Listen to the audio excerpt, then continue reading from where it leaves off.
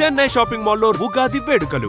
మీ పండుగ shopping Chennai shopping మాల్లో చేయండి. అందమైన వస్త్రాలతో పాటు విలువైన బహుమతులు పొందండి. నమస్తే అమ్మా. నమస్తే అమ్మా. అమ్మ, వేసవికాలంలోకి వచ్చేసాము. సో మన ఆహారపు అలవాట్లని మార్చుకోవాలి తప్పనిసరిగానమ్మా. ఎలాంటి ఆహారం తీసుకోవాలి? శరీరానికి చలవ చేసే ఆహారం తీసుకోవాలి. చాలామందికి చలవ చేయడం అంటే చల్లనివి చలవ చేస్తాయి అనేటటువంటి ఒక భ్రమలో ఉంటారు. అవును, ఐస్ క్రీములు, ఐస్ వాటరు అని కాదమ్మా. శరీరానికి చలవ చేసే ఆహారాలు వేరుగానే ఉంటాయి. ఎక్కువగా చెమట పట్టి శరీరంలో ఉన్నటువంటి లవణాలన్నీ కోల్పోతాం గనక తప్పనిసరిగా ఉప్పు పులుపు ఎక్కువ ఉన్న పదార్థాలు తీసుకోవాల్సినటువంటి అవసరం ఉంటుంది. ప్రకృతి కూడా మనకు అటువంటివే ఇస్తుంది. మామిడికాయలు వస్తాయి, చక్కగా ఇంకా మామిడి పళ్ళు వస్తాయి, చింత చిగురు వస్తుంది. ఇవన్నీ కూడా శరీరంలో విటమిన్ సి పెంచేవి. విటమిన్ సి పెంచడంతో పాటు శరీరానికి చలువని కలిగించేవి. మామిడికాయ కూడా మంచిది ఆరోగ్యానికి. ఈ ఋతువులో దానికి సంబంధించి తినడం. ఇంకా చైత్రామలకం అని చెప్పి చైత్రమాసం వచ్చేటప్పటికల్లా బాగా పండిన పసుపు రంగులో పండి బంగారు రంగులో ఉండే ఉసిరికాయలు వస్తాయి. ఇవన్నీ కూడా ఆరోగ్యానికి చాలా మంచివి. వీటన్నిటిని స్వీకరించడం చాలా అవసరం. వీలైనంత వరకు మంచినీళ్ళు తాగుతూ ఉండాలి. ఈ మంచినీళ్ళు కూడా ఫ్రిడ్జ్లోవి కాదమ్మా, కుండలో. ఇది రాగి బిందె చాలా శ్రేష్టమని అందరూ ఈ మధ్య రాగి బిందెలు వాడుతున్నారు. వేసంకాలం వచ్చింది, ఇంకా రాగి బిందెలు పక్కన పెట్టి కుండలు తీసుకోవాలి. ఓకే, మట్టి కుండ. మట్టి కుండ తీసుకుంటే మట్టి కుండలో ఉన్న నీళ్లు మన శరీరానికి చక్కగా తగినటువంటి ఉష్ణాన్ని కలిగిస్తాయి. అందువల్ల రాగితో కాకుండా మట్టి కుండల్లో ఉన్న నీళ్లు, దాని మీద మట్టి మూకుడు పెట్టడం చాలా ప్రధానం. అది మర్చిపోతూ ఉంటాం మనం. మూత కూడా మట్టి మూకుడే పెడతాం, దాని బదులు వేరే ప్లేట్లు అవి పెడుతూ ఉంటాం. కానీ కాకపోతే తొందరగా ఆ తీసి పెట్టడాల్లో మూకుళ్ళు పడిపోయి చేస్తాం. కానీ అవి తీసుకుంటూ ఉండడం చాలా మంచిది. తర్వాత శరీరానికి వేడి చేసే కాఫీ టీలు వీలైతే మానడం మంచిదమ్మా. చాలామంది మానలేరు, కానీ తగ్గించండి. మానలేనప్పుడు తగ్గించటం ప్రధానం.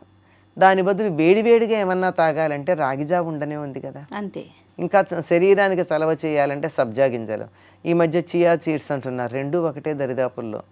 ఏమన్నా వెరైటీలో తేడా ఉంటుందేమో కానీ రెండు ఒకే జాతివిలా ఉన్నాయి. గింజలు అలాగే ఉన్నాయి. ఎవరో చియా సీడ్స్ ఇస్తే చూశాను. అవిను నీళ్లలో వేస్తే సరిగ్గా సబ్జా గింజల్లాగానే ఉబ్బాయి.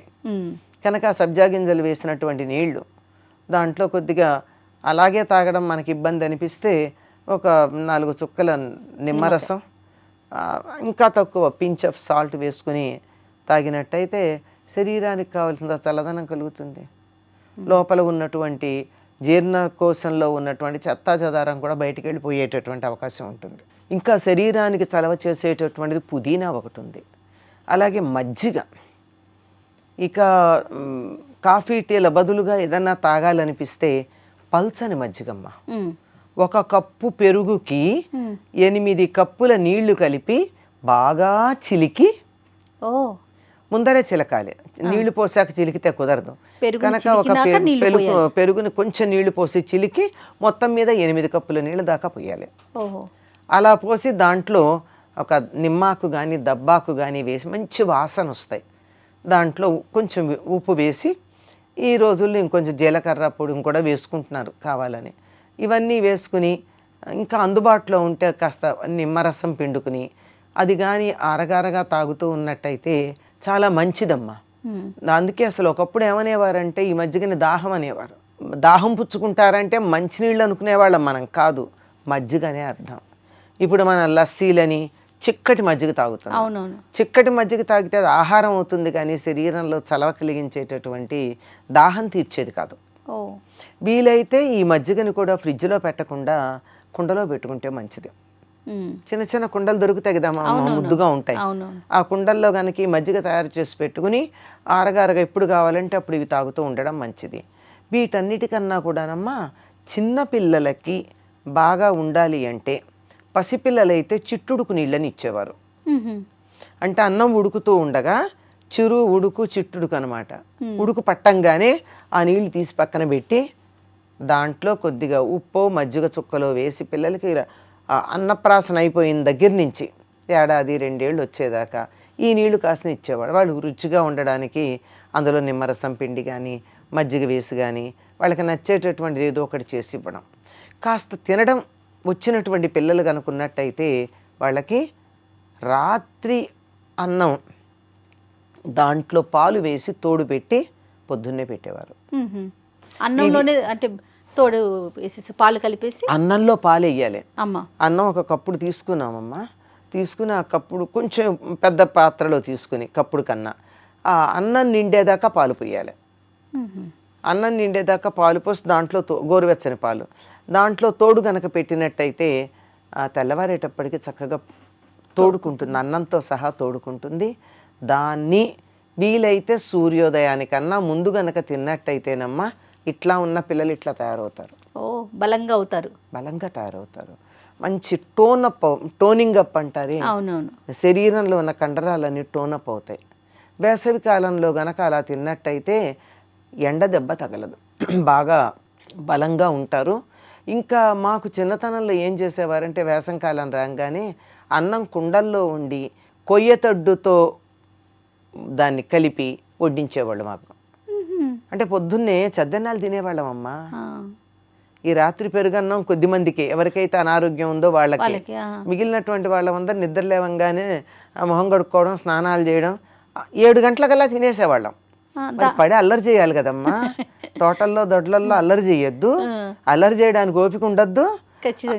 అందుకని చద్దన్నాలు తినే అలవాటు ఉంది.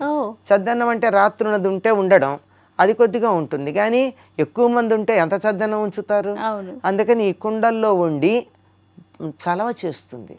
మేహపు ఉడుకు అంటారు, అది లేకుండా ఉండడానికి కుండలో ఉండి కొయ్యతెడ్డు, అసలు మెటల్ పనికిరాదు, దాంతో వండి మాకు పెట్టేవాళ్ళు.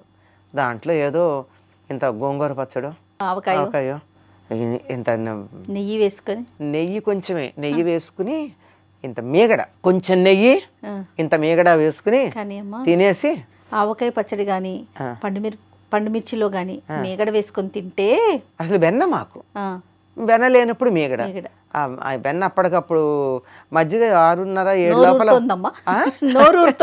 నోట్లో నీళ్ళు వస్తున్నాయి. పొద్దున్నే 6:30-7 లోపల మజ్జిగ చేసేసేవాళ్ళు కదా, మజ్జిగ చేసేసేవాళ్ళు. అవి వేసుకుని పొద్దున చద్దన్నంలో మాత్రమే పెరుగు, మధ్యాహ్నం నుంచి పెరుగు వేసుకోవడానికి వీల్లేదు. మజ్జిగ అన్నాలు. రాత్రి అయితే అసలు పెరుగు దరిదాపులోకి రాకూడదు, ఆరోగ్యానికి మంచిది కాదని. అంచేత ఎంత పాడన్నా ఉండనియండి, చిక్కటి మజ్జిగ వేసుకోవడం తప్ప అస్సలు మజ్జిగ ఉండేది, పెరుగు వేయడం ఉండదు.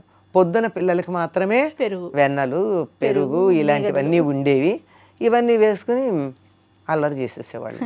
మళ్ళీ మధ్యాహ్నం 11-12 లోపల పూజలు వంటలు అయిపోయి పెద్దవాళ్ళు భోజనం చేశాక వాళ్ళు ఎప్పుడు భోజనం చేస్తారా అని ఎదురు చూసేవాళ్ళం. మళ్ళీ మధ్యాహ్నం భోజనానికి 3 పూట్ల తినేవాళ్ళం అమ్మ, ఆనందంగా తినేవాళ్ళం. అయిపోయేది సాయంకాలం 4:30-5 కల్లా వాతావరణం కొంచెం చల్లబడుతోంది అనగానే స్నానాలు మొదలుపెట్టి, సాయంకాలం వేడి నీళ్ళ స్నానాలు, పొద్దున చన్నీళ్ళ స్నానాలు. దీనికి ఒక లెక్క ఉందమ్మా. ఎండ దెబ్బ తగలకుండా ఉండాలంటే వేడి నీళ్ళు స్నానం చేయాలి. అందుకని సాయంకాలం 4:30-5 అయ్యేటప్పటికి పెద్దవాళ్ళు టీ తాగుతూ ఉండేవాళ్ళు, మేము కూడా అలా చూస్తూ ఉండేవాళ్ళం. కొంతమందికి వస్తా కదా టీ తాగడానికి, టీ తాగకో పొయ్యి ఉండేది, పొయ్యి మీద నీళ్లు కాచుకునేవాళ్ళం. హాయిగా వేడి నీళ్ళు స్నానం చేసి 6:30-7 లోపల రాత్రి భోజనాలు అయిపోయేవి. బోళ్ళు మంది ఉండేవాళ్ళం. అందరం 6 బయట మంచాలు వేసుకుని పడుకుని ఆ నక్షత్రాలని చంద్రుడిని చూసుకుంటూ కబుర్లు చెప్పుకుంటూ ఎన్నో కబుర్లు, కథలు, కాలక్షేపాలు, కాకరకాయలన్నీ జరిగేవి. అంటే వాతావరణాన్ని బట్టి, పరిస్థితులను బట్టి కూడా మన ఆహారపు అలవాట్లు ఉండేవి, మార్చుకోవాలి. ఇప్పుడు ఇదే ఆహారాన్ని మనం స్కూల్ తెరిచాక చేస్తాము వింటర్లో అన్నది చెప్పలేదు. వింటర్ అయితే మళ్ళీ రాగి బిందెల్లో నీళ్లు, వేసంకాలం అయినట్టయితే కుండల్లో నీళ్లు, అంతే కదా, తేడా ఉంటుంది. ఇంకా మధ్యాహ్నం అయితే మాకు టిఫిన్స్ చాలా బాగుండేవి. ఏమిటవి? ముంజలు, తాటి ముంజలు. తాటి ముంజలన్నీ తిన్నాక మళ్ళీ మనకు కడుపు నొప్పి రాకూడదు కదా, అందుకని తొక్కతో ఉన్నటువంటి మామిడికాయ ముక్కలు తినాలి. దీనికి అది విరుగుడా? దానికి అది విరుగుడు. పైగా అది కూడా ఇబ్బంది కలిగించకుండా ఉండాలంటే 4-5 తాటి ముంజలు మామూలుగా తిన్నా 4-5 అంటే 4-5 కాయలు అనమాట. ఓహో తిన్నా చివరి దాంట్లో మాత్రం దాని పైన పెచ్చు Layer ఉంటుంది, ఉంటుంది కదా. పెచ్చుతో సహా తిని ఓకే. అది తింటే అది కొంచెం అరుగుతుందన్నమాట. అయ్యాక మామిడికాయ ముక్కలు తినేస్తే అది బాగా అరుగుతుందని. పనస్తొనలు ఇవి వేసవి కాలానికి సరిపోయి. తాటి ముంజలు ఎంత చలవ చేస్తాయమ్మా, ఎంత బలం కలిగిస్తాయి. ఇలా కొబ్బరి నీళ్ళు ఇలాంటివి. ఇది వేసవి కాలానికి సరిపోయినటువంటి ఆహారం. ఇలాంటి ఆహారాలు మేము తినట్లేదు, పిల్లలకి పెట్టలేకపోతున్నామమ్మా. పల్లెటూళ్ళల్లో మన వాళ్ళు ఎవరన్నా ఉంటే వాళ్ళ దగ్గరికి పంపించేసేయడమే. అంతే అంతే, అక్కడైతే వీలవుతుందేమో. వీలవుతుంది. నేను మా పిల్లలందరికీ వేసవికాలం సెలవులు వస్తే నాకు వీలైనా కాకపోయినా పిల్లల్ని పంపించేసేదాన్ని. ఎందుకంటే వాళ్ళ పల్లెటూరు, ఆ వాతావరణం, ఆ సీమ చింతకాయలు, ఆ ఈత పళ్ళు, వాటి విలువ తెలియాలి కదా. అవును అవును. అవంటే ఏమిటో తెలియాలి కదా, ఎలా ఉంటాయో తెలియాలి కదా. ఏదో స్పెన్సర్స్లో కొనుక్కున్నవి కాదుగా మనకి. వాటి ఒరిజినల్గా ఎలా ఉంటాయో తెలియాలి గనక అక్కడికి వెళ్ళి వాళ్ళు బాగానే వాళ్ళ జీవితాలని ఆనందించటానికి మనం కనీసం సౌకర్యం కలిగించాలి, మనం ఇవ్వలేకపోయినా. అవును, రైట్. ఇది చాలా ఆరోగ్యం అమ్మా. ఇవి మజ్జిగ ప్రధానం, పల్చటి మజ్జిగ. సంతోషం అమ్మా. నమస్తే అమ్మా. And for more videos, Please subscribe to iDream. Please subscribe to iDream. Please subscribe iDream. And please subscribe to iDream. For more videos, subscribe to iDream. please like, share and subscribe to the channel. Congratulations, iDream. Subscribe to iDream. Subscribe to iDream. So subscribe to iDream Media. iDream ki iDream team andarki huge congratulations. Please subscribe iDream Media. Please subscribe to iDream. Subscribe iDream. Please subscribe to iDream. iDream అంటే నా కళల channel subscribe చేసుకున్న నోరు తిరుగుతలేదు, మీరైతే గంట గుర్తు కొట్టండి. For more such videos, please subscribe to iDream. Subscribe to iDream. Please subscribe to iDream. Please subscribe iDream Media. Please do subscribe to iDream. Please subscribe to iDream Media. For best entertainment and information, please subscribe iDream. And don't forget to subscribe to iDream.